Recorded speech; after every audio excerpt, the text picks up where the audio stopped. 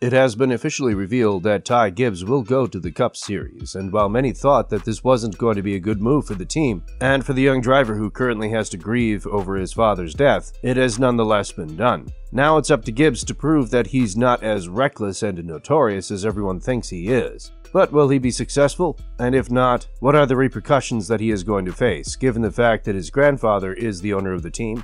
It has been largely rumored that Ty would jump from his championship-winning Xfinity Series season to the Cup Series with his grandfather's team, Joe Gibbs Racing. This move fills the void left by Kyle Busch, who left the team after 15 successful years. It goes without saying that Ty was the loudest name when it came to replacing Busch for the next season, with Kyle going to Richard Childress Racing from the next season on. What is also very interesting is that Joe Gibbs Racing won't run the number 18 car for the first time since 1992, due to the fact that Ty will drive the number 54 Toyota Camry.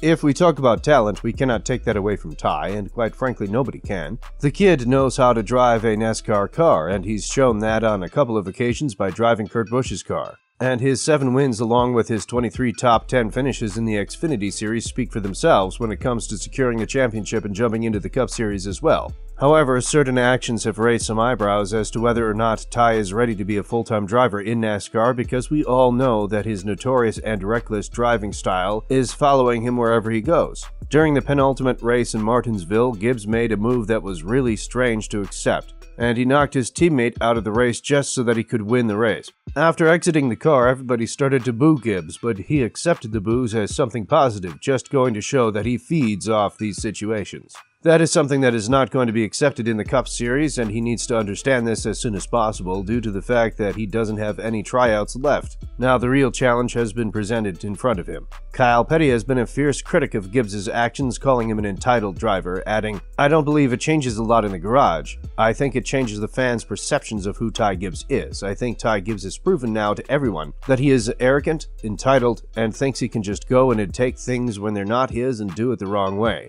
And that's what I don't like about it as much. We've seen people move people 1,000 times. He didn't move this guy, he wrecked him in the middle of the straightaway.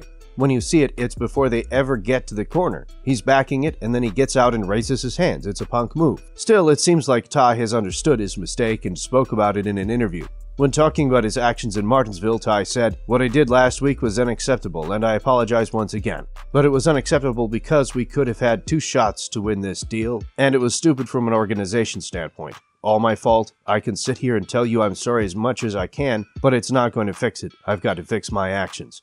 Moving forward, we were able to see a very clean, fair, and square race by Gibbs. For example, he was able to overtake Gragson in Algier with 20 laps remaining, and thanks to the clean racing, he clinched the title with a dominant win. According to Gragson, this is exactly how Gibbs should act, and this is exactly the prime example of fair and square racing.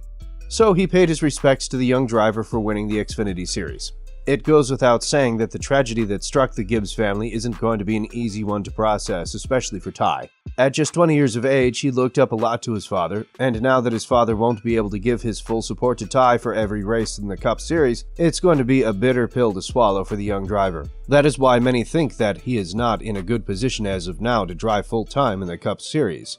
This is a championship that involves a lot of emotion, as we were able to see through Bubba Wallace's actions, and that is why the calamity and the overall calmness that a driver should have in his mind is a priority, apart from the speed and the skill to drive a car. At just 20 years of age, the challenge of driving in the Cup Series is overwhelming enough, and if Ty finds himself in a tricky situation where he would be forced to back down or just accept defeat, many think that he would act just like Wallace did and crash deliberately into his rivals. Now that he has 3 teammates and a lot of other drivers that he needs to watch out for on the track, Gibbs' challenge in the Cup Series could prove to be overwhelming, and he could fail to deliver in the first year or 2.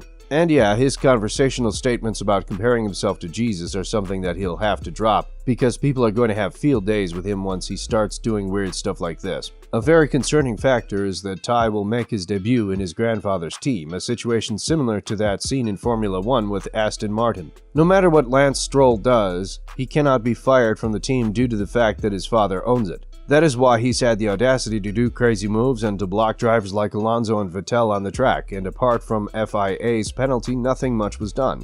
The same thing is threatening to happen in NASCAR, and the community needs to work to prevent it from happening. The last thing NASCAR needs right now is a reckless driver that thinks he can do whatever he wants, due to the fact that he cannot be properly reprimanded for his actions by his owner. And another concerning factor is Joe Gibbs' statement on punishing Ty for deliberately crashing into his teammate in Martinsville, adding that situations like this are always going to be a challenge for the team due to the fact that they are family.